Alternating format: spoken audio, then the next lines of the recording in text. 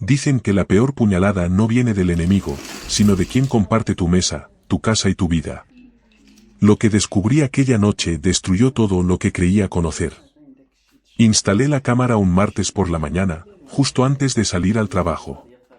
No era una compra impulsiva ni un juguete barato para sentirme más tranquilo.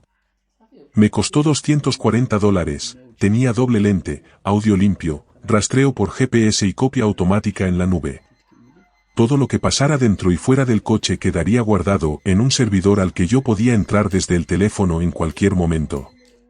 A Megan le dije que era por seguridad, porque muchas veces conducía sola de noche y me dejaba más tranquilo saber que, si algo ocurría, habría pruebas. Ella me sonrió, me besó en la mejilla y me dijo que siempre pensaba en cuidarla. Yo también sonreí, pero no le conté la verdad. No había puesto esa cámara por miedo a un accidente. La había instalado porque empezaba a sospechar que mi esposa me estaba mintiendo. Todo comenzó 3 semanas antes, cuando busqué unas gafas que creía haber dejado en su coche. No encontré las gafas, pero sí un recibo doblado entre el asiento del copiloto y la consola. Era de un restaurante italiano elegante en Kerrytown, un sitio al que Megan y yo nunca habíamos ido. La cuenta era demasiado alta para ser casual, $372, mesa para 2, vino caro y postre compartido. Cuando le pregunté por eso, ni siquiera levantó bien la vista del móvil. Dijo que había sido una cena del trabajo, algo del equipo, nada importante. Yo asentí como si la creyera. Esperé a que subiera a ducharse, cogí el teléfono y llamé al restaurante. La anfitriona revisó la reserva y me lo confirmó con una amabilidad que todavía recuerdo. Megan Carter, mesa para 2, rincón junto a la ventana. No era un evento de empresa. No era una salida grupal. Era una cena íntima. Me llamo Daniel Carter. Tenía 38 años, vivía en Ann Arbor, Michigan, y trabajaba como analista senior de datos en Northlake Mobility, una compañía del sector automotriz. Llevaba 12 años allí.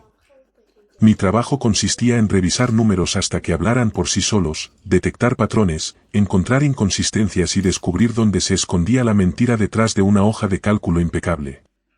Y lo que Megan me había dicho olía a mentira desde el primer segundo. Nosotros nos conocimos en la universidad, también en Ann Arbor. Ella estudiaba comunicación corporativa y yo ingeniería de sistemas. Salimos casi 4 años, nos casamos en 2011. Compramos la casa en 2014 y durante mucho tiempo tuvimos esa clase de vida tranquila que desde fuera parece perfecta. Un Beagle llamado Cooper que roncaba como una moto vieja, el mercado de los domingos, escapadas al lago en verano, cenas sencillas, rutinas cómodas. No éramos una pareja de película, pero sí una pareja estable. O eso creí. Porque Megan no cambió de golpe. Fue peor. Cambió despacio. Primero aparecieron pequeños detalles. Lencería nueva que yo nunca le había visto. Un perfume distinto, más frío, más caro, ajeno a la mujer con la que me había casado. Luego llegó un segundo teléfono que, según ella, era del trabajo, aunque en años jamás había necesitado uno. Después comenzaron las llegadas tarde. Primero a las 7. Luego a las 8. A veces a las 9. Siempre había una excusa lista, clientes, reuniones de última hora, una amiga, una actividad de networking. Y, al mismo tiempo, algo raro empezó a ocurrir en mi trabajo. Mi jefe, Jason Holloway, comenzó a enviarme fuera de la ciudad con mucha más frecuencia. Columbus, Indianapolis, Cleveland, otra vez Cleveland, Milwaukee, otra vez Columbus. Viajes cortos, poco necesarios, reuniones que podían resolverse por videollamada. Una noche, mientras cenábamos, le comenté a Megan que aquello me parecía extraño, que antes casi no viajaba y de pronto parecía vivir con una maleta en la mano. Ella me apretó la mano, sonrió y dijo que eso solo demostraba que la empresa confiaba en mí. Y yo hice lo que hacen muchos hombres cuando todavía no aceptan la verdad, elegí creer lo que me convenía. Jason tenía 42 años. Dirigía toda nuestra división. Había impulsado mi segunda promoción, firmaba evaluaciones, controlaba el calendario del equipo. Había estado en mi jardín un 4 de julio, tomando cerveza y comiendo hamburguesas en mi casa. Incluso recordaba que una vez, al marcharse, me dijo que tenía una mujer increíble y que no debía darla por sentada. Meses después, esa frase me supo a hierro oxidado. Después del recibo empecé a investigar en serio. Revisé nuestro plan telefónico compartido y descargué el historial de llamadas y mensajes de los últimos 3 meses. Había un número que aparecía más que ningún otro. Llamadas a medianoche. Conversaciones de casi 1 hora. Mensajes al amanecer. Rachas enteras a última hora de la noche. Hice una búsqueda inversa del número y sentí que el estómago se me vaciaba de golpe. Era de Jason Holloway. Mi jefe. El hombre que controlaba mis viajes. El hombre que decidía cuando yo dormía en casa y cuando estaba a 200 kilómetros de distancia. Aun entonces quise pensar que podía estar equivocado. Así que seguí tirando del hilo. Abrí mi calendario laboral y crucé, uno por uno, los viajes que Jason me había asignado en los últimos 11 meses con los movimientos de nuestra tarjeta de crédito compartida. El patrón era tan claro que daba miedo. Cada vez que yo salía de Ann Arbor, pocas horas después aparecían gastos. Restaurantes. Bares de hotel. Un spa en Plymouth. Un fin de semana en South Haven que Megan me había vendido como una escapada con amigas de la universidad. Más tarde llamé a una de esas amigas con una excusa improvisada y descubrí que hacía medio año que no veía a Megan. Entonces lo entendí todo. No era una aventura improvisada. Era una operación perfectamente montada. Jason no solo se estaba acostando con mi esposa. Estaba fabricando mis ausencias para hacerlo.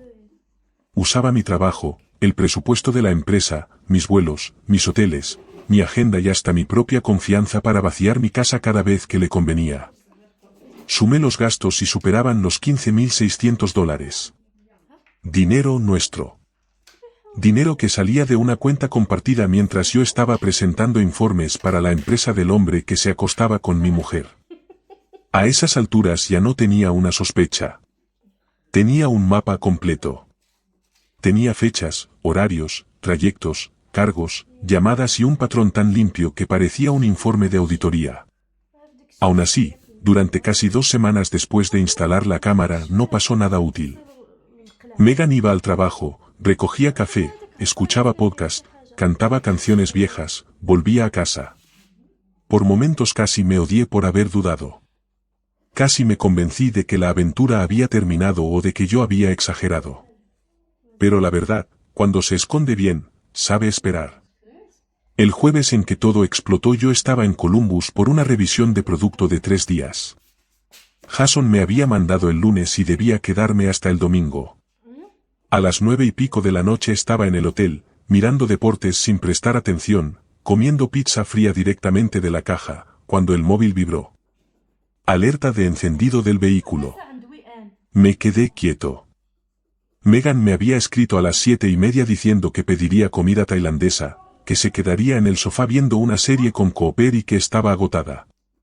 No tenía ninguna razón para salir. Abrí la aplicación. Tardó unos segundos en cargar. Y entonces lo vi. Megan iba al volante. Y en el asiento del acompañante estaba Jason, con la corbata floja, la americana quitada y una mano sobre el muslo de mi esposa como si aquello llevara años siendo normal. Se reían con la tranquilidad de quienes ya no sienten culpa. Megan se inclinó y lo besó. Luego, en voz baja, preguntó si iban a su casa o a la de ella. Jason sonrió y respondió que mejor a la de ella, porque a mí me había mandado a Columbus hasta el domingo y tenían toda la noche. Esa frase me golpeó más fuerte que el beso. No dijo que yo estaba fuera por trabajo. Dijo que él me había mandado. Como si yo fuera una pieza que podía mover cuando quisiera. Como si mi vida fuese un espacio que él despejaba para entrar.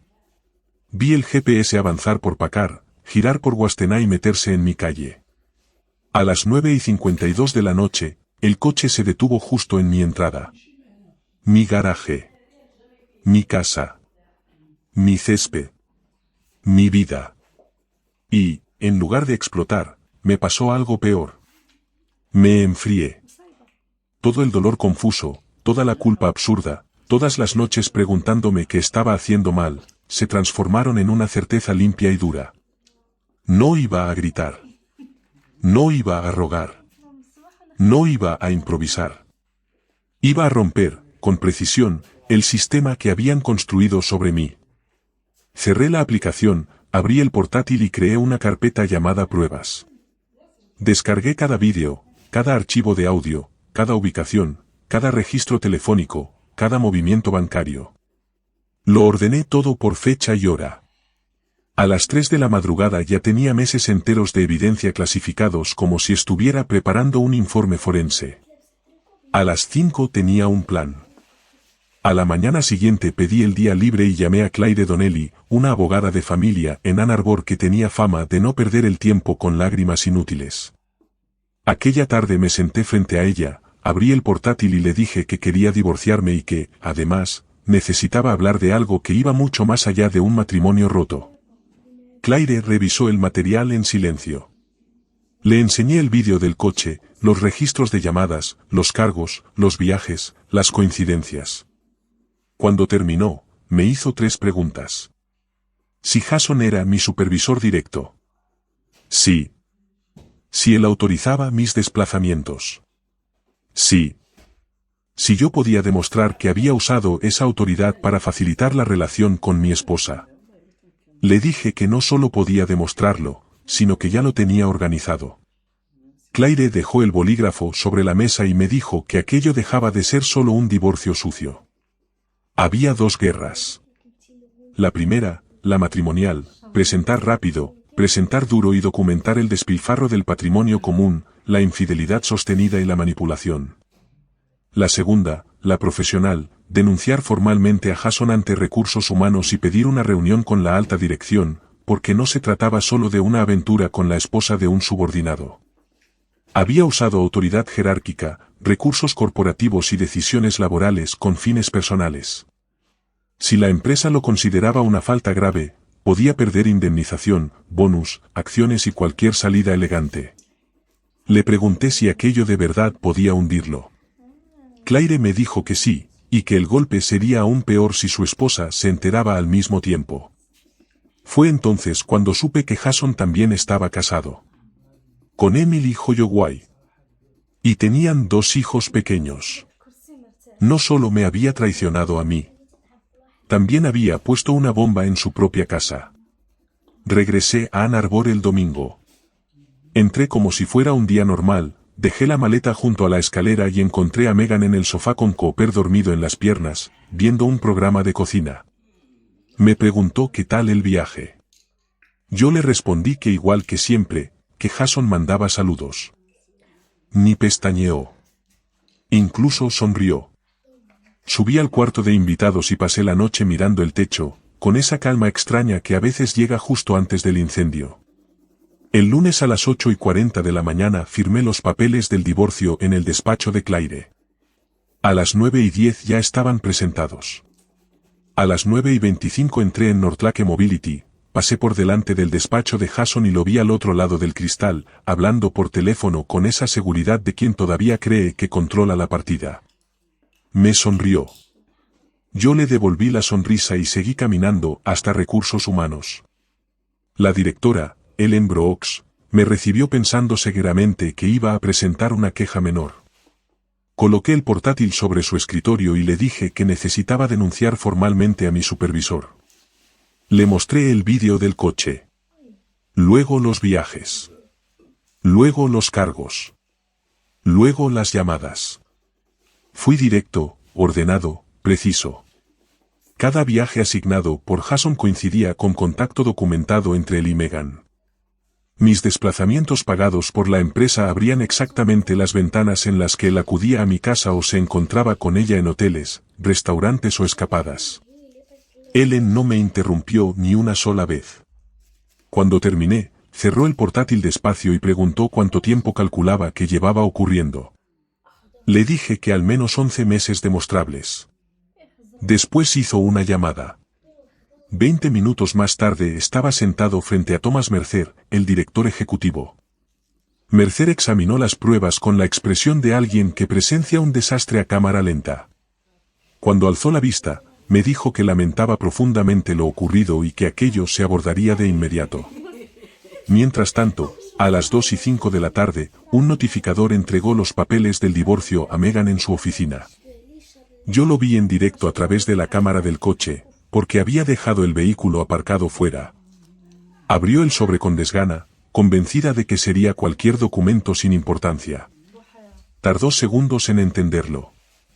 Su cara pasó del fastidio a la confusión, y de la confusión al pánico. Me llamó 4 veces en menos de 5 minutos. No contesté. A las 2:35 Jason fue citado a una reunión con Ellen Brooks y Thomas Mercer. Lo que ocurrió dentro me lo contó después un compañero que lo vio salir. Dijo que tenía la cara blanca, como papel recién salido de la impresora. A las 3 lo acompañaron a su despacho a recoger sus cosas, con un agente de seguridad esperando junto a la puerta. A las 3:20 su tarjeta de acceso ya estaba desactivada. A las 4 en punto salió un correo interno anunciando que Jason Holloway dejaba la compañía con efecto inmediato. Todo pasó en un solo día. Por la mañana yo había firmado el divorcio.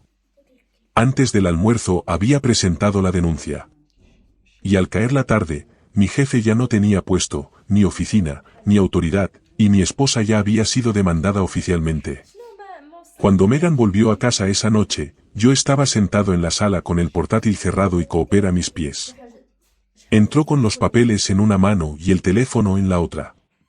Tenía los ojos hinchados y la voz rota. Preguntó qué demonios estaba pasando. Le dije que la respuesta estaba en el sobre que acababa de leer. Exigió una explicación. Entonces reproduje el audio. Su propia voz llenó la sala preguntando si irían a la casa de él o a la de ella. Después se oyó a Jason diciendo que mejor a la de ella, porque me había mandado a Columbus hasta el domingo. La escuchó inmóvil. No era solo culpa lo que tenía en la cara. Era miedo. El miedo de alguien que acaba de descubrir que ya no controla la historia. Le expliqué lo de la cámara, la nube, la transmisión en directo desde el hotel al que su amante me había enviado. Le dije que no solo sabía lo de aquella noche. Le enumeré la cena en Kerryton, los bares de hotel, el fin de semana en South Haven, el dinero de la cuenta común, los registros, los trayectos, las fechas, todo. Meghan hizo lo que suelen hacer los culpables cuando ya no pueden negar los hechos. Lloró. Dijo que se había sentido sola. Dijo que yo nunca estaba. Dijo que mi trabajo se había tragado el matrimonio. Yo la miré y le respondí que yo nunca estaba porque Jason se había encargado de mandarme lejos, y que la única pregunta que importaba era si ella lo sabía. No respondió. Y ese silencio valió más que cualquier confesión. Claro que lo sabía. Sabía que él manipulaba mis viajes. Sabía que me alejaban a propósito. Sabía que yo salía de casa creyendo cumplir con mi trabajo mientras ella abría la puerta al hombre que había organizado todo. Entonces le di el golpe final. Jason había sido despedido esa misma tarde. Meghan dejó de llorar por un segundo y me miró con rabia y terror al mismo tiempo. Me preguntó si yo había hecho que lo echaran. Le respondí que no, que él se había destruido solo cuando decidió usar su cargo para acostarse con la esposa de un subordinado. Yo solo había llevado la evidencia correcta al lugar correcto. Fue entonces cuando agarró el bolso y dijo que iba a llamarlo. Le dije que podía hacerlo, pero que antes tal vez debería saber que Emily, la esposa de Jason, ya había recibido el material. Meghan se quedó helada junto a la puerta. No dijo nada. Lo entendió de inmediato. En menos de 8 horas, su amante había perdido el trabajo, su esposa ya sabía la verdad y su propio matrimonio se había derrumbado legalmente. Me dijo, casi en un susurro, que yo había planeado todo aquello. Le contesté que no. Que simplemente había prestado atención durante el tiempo suficiente. Después vino la pelea legal. Meghan contrató a un abogado e intentó discutir la casa, los ahorros y una parte mayor del patrimonio. Claire la desmontó sin alzar la voz. Presentó la grabación, los movimientos bancarios, el patrón de viajes amañados y la prueba de que Meghan había participado conscientemente mientras se desperdiciaba dinero del matrimonio. Durante la mediación, el abogado de Meghan entregó una declaración financiera que recortaba más de $7.400 en gastos personales. Claire puso sobre la mesa los extractos reales. Nunca olvidaré el momento en que el mediador levantó la vista y le pidió a Meghan que explicara la diferencia. No pudo. Su abogado pidió un receso. Cuando regresaron, aceptaron casi todas nuestras condiciones. Yo conservé la casa. Conservé mis fondos de retiro. Meghan se quedó con su coche y algunas cuentas personales, y además tuvo que reembolsar parte del dinero gastado durante la aventura. No recibió pensión. Del otro lado, Emily Holloway pidió el divorcio 2 semanas después de recibir las pruebas. Como Jason había sido despedido por causa justificada, perdió indemnización, perdió incentivos y perdió cualquier margen real para negociar. Emily obtuvo la vivienda familiar, la custodia principal de los niños y una pensión fuerte. La última noticia que tuve de Jason fue que estaba alquilando un estudio pequeño cerca de Cantón y aceptando consultorías esporádicas, que es una forma elegante de decir que nadie quería contratarlo a tiempo completo. Meghan y él ni siquiera terminaron juntos. Y eso fue, quizá, lo más previsible de toda la historia. Lo suyo funcionaba mientras existían hoteles, mentiras, viajes amañados y adrenalina. Cuando desapareció la estructura secreta que les permitía sentirse intocables, no les quedó nada real. Aguantaron poco más de un mes. Luego Meghan se mudó a Grand Rapids para intentar empezar de cero y Jason dejó de responderle. Destruyeron 2 matrimonios, arruinaron una carrera, malgastaron más de $15,000 ajenos y, una vez expuestos, no resistieron ni unas semanas. 3 meses después del divorcio, Thomas Mercer me llamó a su despacho. Pensé que quería hablar de reorganización del equipo o de cómo repartir la carga de trabajo que había dejado Jason. En cambio, deslizó una carpeta hacia mí y me dijo que el puesto de director de analítica seguía vacante. Habían abierto un proceso externo, habían entrevistado candidatos, pero nadie conocía la división, los proyectos y el negocio mejor que alguien que ya estaba allí y que, además, había demostrado precisión, sangre fría e integridad en una situación imposible. Luego me miró directamente y me ofreció el cargo. Supervisión completa del equipo, autoridad presupuestaria, despacho, sueldo, todo. Tardé unos segundos en responder, porque la ironía era brutal. El mismo puesto desde el que Jason había aprobado mis viajes para vaciar mi casa y meterse en mi cama ahora era mío. Le dije a Mercer que aceptaba. El lunes siguiente entré en lo que había sido la oficina de Jason y ahora era la mía.